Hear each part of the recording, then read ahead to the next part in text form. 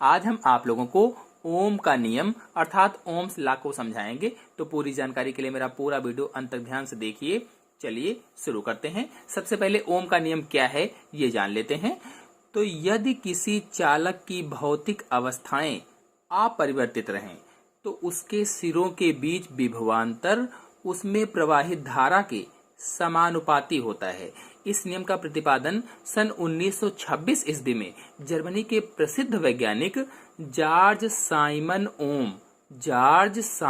ओम ने अपने प्रयोगों के आधार पर किया था। उन्हीं के नाम पर इसे ओम का नियम कहा जाने लगा। चलिए पहले इस परिभाषा के शाब्दिक अर्थ को समझ लेते हैं, इसके बाद चित्र से इसको समझेंगे।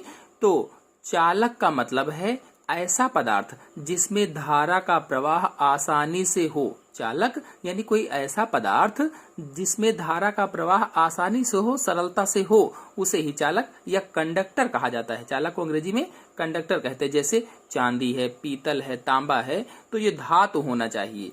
फिर चालक की भौतिक अवस्थाओं की बात की गई है, अर्थात भौतिक अवस्थाएं कौन कौन सी? लंबाई, ताप, दाब, ये चालक की भौतिक अवस्थाएं हुई। तो कहा गया है कि ये अपरिवर्तित रहें, यानी बदले ना, नियत रहें, जितनी है उतनी ही रहें।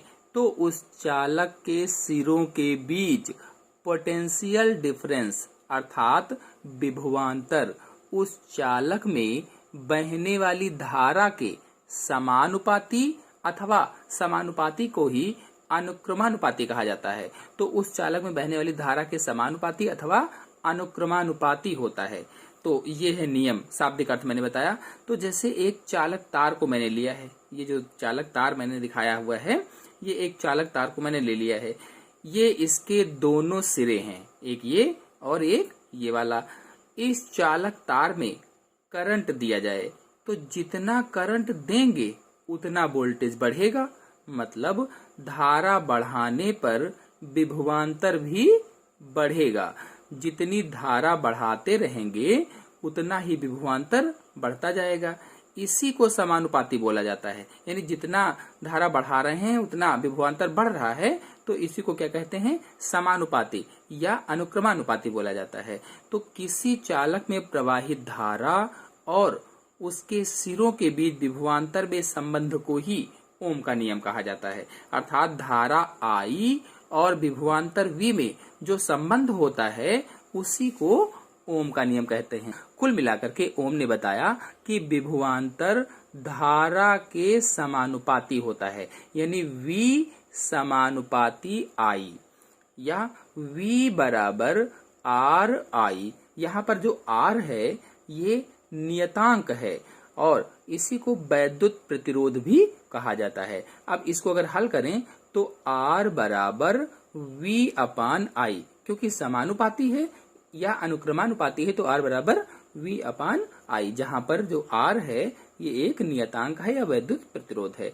तो वैद्युत प्रतिरोध R का मान चालक के आकार, पदार्थ तथा उसके ताप पर निर्भर करता है। कितना मान आएगा? तो चालक का आकार कितना है, पदार्थ क्या है उसका, और उसका ताप कितना है, इस पर निर्भर करता है। चलिए अब ओम के नियम का सत्यापन देख लेते हैं।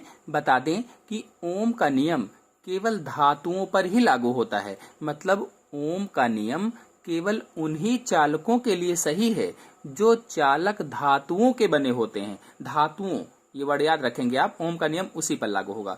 तो ओम के नियम को सत्यापित करने के लिए मैंने ये विद्युत परिपथ बनाया हुआ है। जो विद्युत परिपथ आप देख रहे हैं, इस विद्युत परिपथ को मैंने ओम का नियम को सत्यापित करने के लिए बनाया हुआ है। इस पूरे परिपथ में एक सेल है, ये जो आप देख रहे हैं ये एक सेल लगाया हुआ है।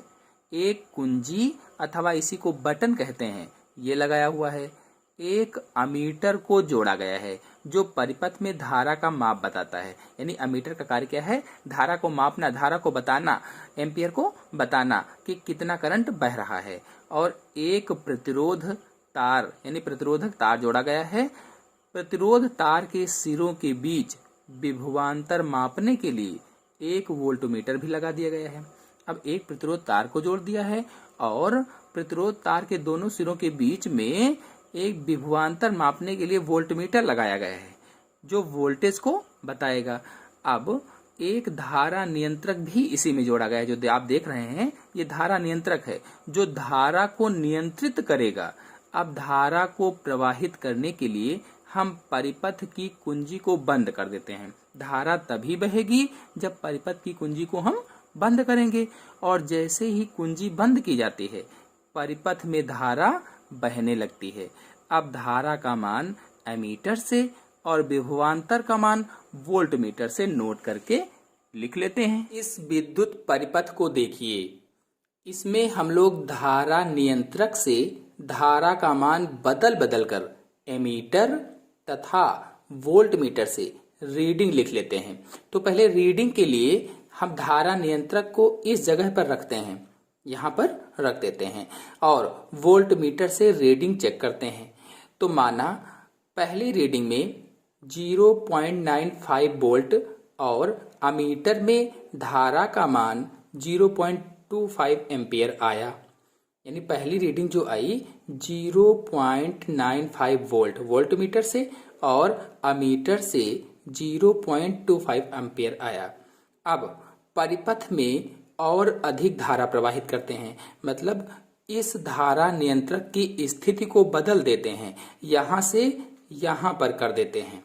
तो वोल्टमीटर में वोल्टेज को जब मापते हैं तो 0.95 से बढ़कर 1.7 हो जाता है, और इसी के सापेक्ष धारा का मान 0.45 एम्पियर आता है। अब एक बार और धारा नियंत्रक की स्थिति को बदलकर यहाँ करते हैं और बढ़ा देते हैं, मतलब धारा और बढ़ा देते हैं, तो वोल्टेज 1.7 से बढ़ करके 4.2 हो जाता है और धारा का मान 0.90 आता है। इन तीनों रीडिंग्स को देखने से पता चलता है कि चालक के सिरों के बीच विभवांतर V के मान में वृद्धि करते हैं तो धारा I के मान में भी वृद्धि होती है।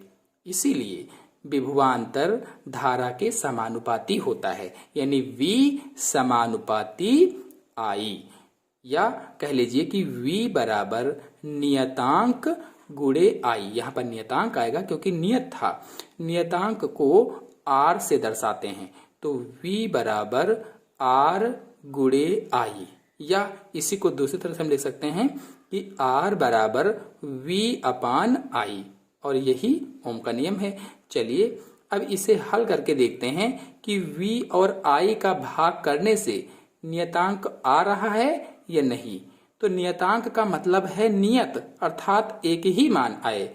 तो देखिए R को निकालने के लिए V बटे I कर देते हैं, मतलब 0.95 बटे 0.25, और इसी तरह से दूसरे वाले में 1.7 अपान 0.45, और ऐसे ही 4.2 अपान 0.90। अब हल कर लेते हैं इनको। तो हल करने पर क्या होता है कि सभी में देखिए लगभग में हल करने पर बराबर आ रहा है 3.8 और इसमें 3.7 है। तो इसको हम राउंड फिगर में कर लेते हैं। छोटे क्लासों में आपने पढ़ा होगा, राउंड फिगर में करने के लिए इधर का अंक एक इधर जुड़ जाता है, तो ये भी 3.8 हो जाएगा। ऐसे ही नीचे वाले में कर लेते हैं। तो अब देखिए तीनों रीडिंग के मान एक ही आ रहे हैं। जो तीन रीडिंग हमने ली हैं, तीनों रीडिंग के मान एक ही आ रहा है, या कह लीजिए कि तीनों के मान नियत हैं, बराबर हैं। इसी को नियतांक या स्थिरांक कहा जाता है, और यही ओम का नियम है। यानी R अब बराबर V अपान I, मतलब नियतांक बराबर विभवांतर बटे धारा, नियतांक होना चाहिए। इस प्रकार से ओम का नियम सत्यापित हो जाता है। अब यदि इसी को हम ग्राफ से समझें तो V का मान मैंने x अक्ष पर रखा हुआ है, यानी वोल्टेज को x अक्ष पर रखा है, और I का मान y अक्ष पर रखा है, यानी धारा के मान को, एम्पियर के मान को y अक्ष पर दर्शाया हुआ है। तो दोनों के मानों को रखने पर एक सरल रेखा प्राप्त होती है, जैसा कि आपको चित्र में दिख रहा है। बिल्कुल सरल रेखा प्राप्त हुई है, थोड़ा बहुत इधर उधर हो सकता है। तो सरल रेखीय ग्राफ से ओम के नियम की पुष्टि हो जाती है, यानी V समानुपाती I अथवा V बटे I बराबर नियतांक, और यही ओम का नियम है। इस तरह से ओम के नियम का सत्यापन हो जाता है।